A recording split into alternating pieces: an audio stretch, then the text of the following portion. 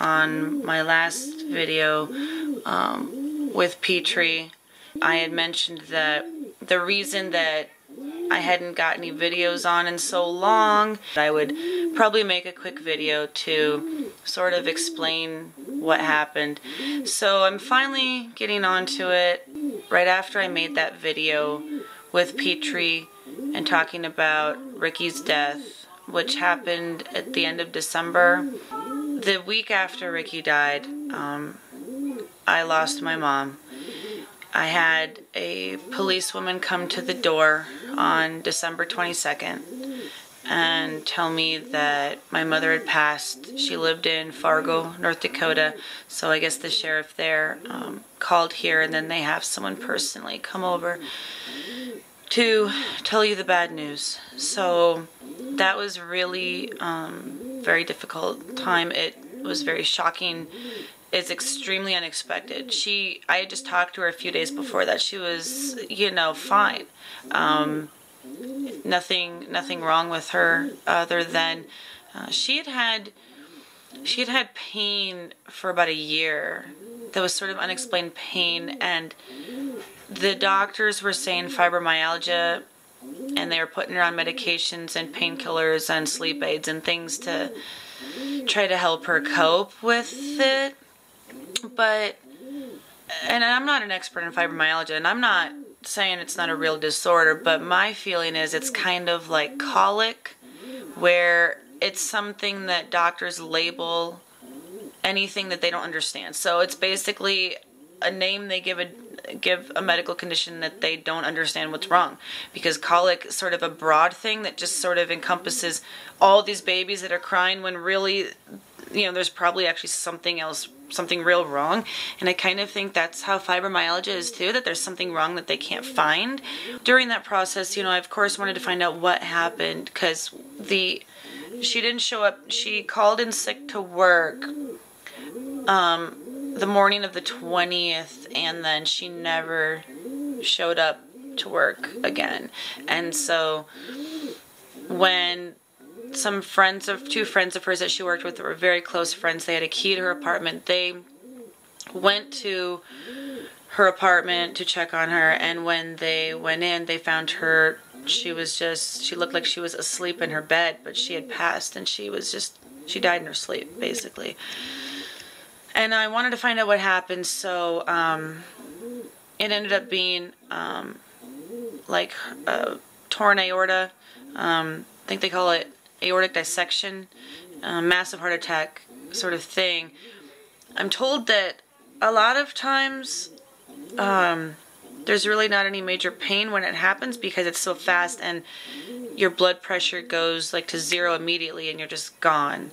But there can be a lot of discomfort before it happens. So a lot of people will have pain, discomfort, or even feel sick. Like a lot of times, from what I understand, people go to the hospital and get sent home with flu symptoms and be told they probably have the flu, and then very shortly after they just, you know, like immediately collapse and die. So I'm thinking that's why she called in sick. I mean, she never called me when she was sick. She didn't call me and explain. So I'm kind of wondering if that's what it was, that she was having the pre-symptoms of this. And it can, I mean, if someone catches it, it can be, surgery can, I think, usually be successful, but it's not always easy to catch this. So it was very hard, and she had blood pressure problems off and on, but she was on blood pressure medication. It just didn't seem like anything this severe. But there's a disorder that is your arteries are hardening, like the heart causes hardening, speaking is good, of the arteries, and it can cause a lot of pain, like just unexplained pain, lots of pain in your body.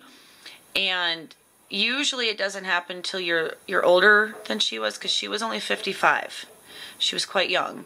I mean, she didn't even look that old. She never even had any gray hair.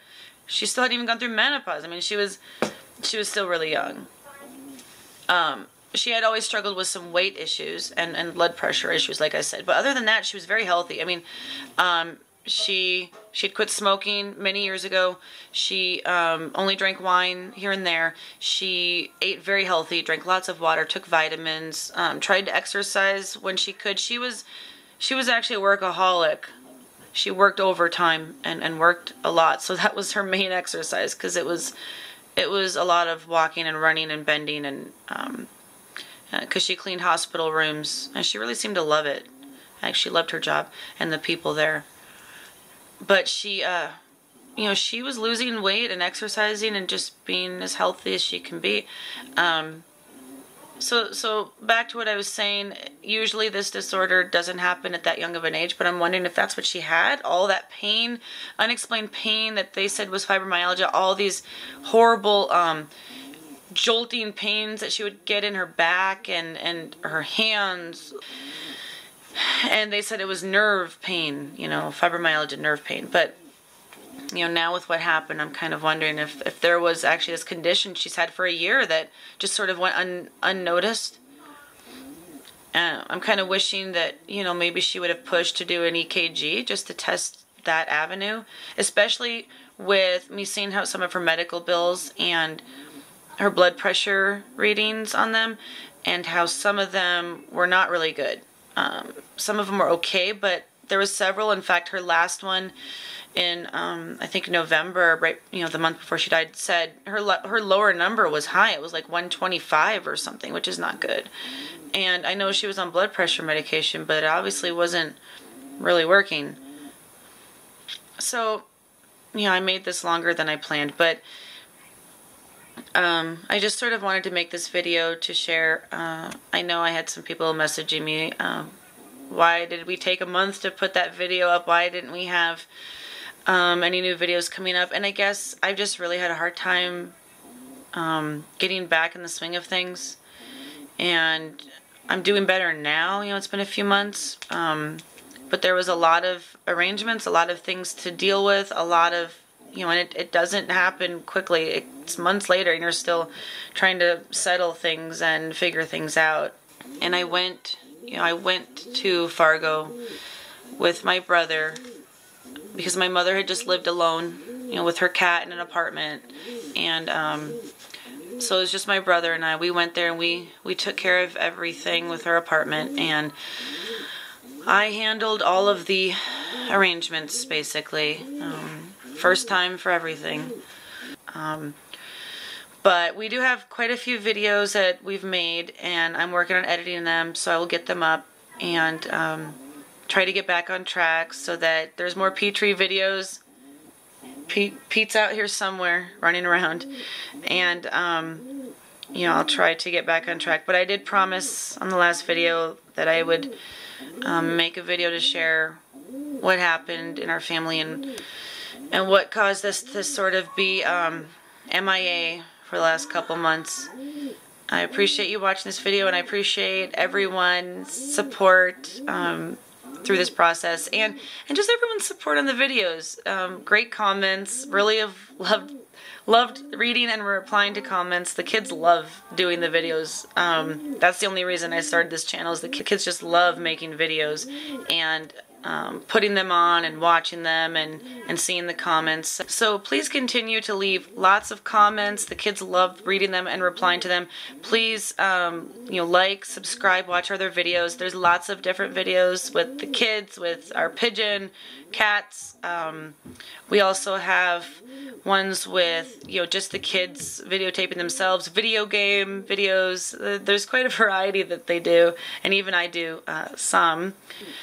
We also lost Odie, our dog Odie. You may have seen him in videos. He was a Beagle Blue Tick Hound mix. We had him for about 12 years. Well, we had him for about 10 years, but he was 12 years old. We got him as a stray from the Bismarck, North Dakota Humane Society when he was about 2 years old.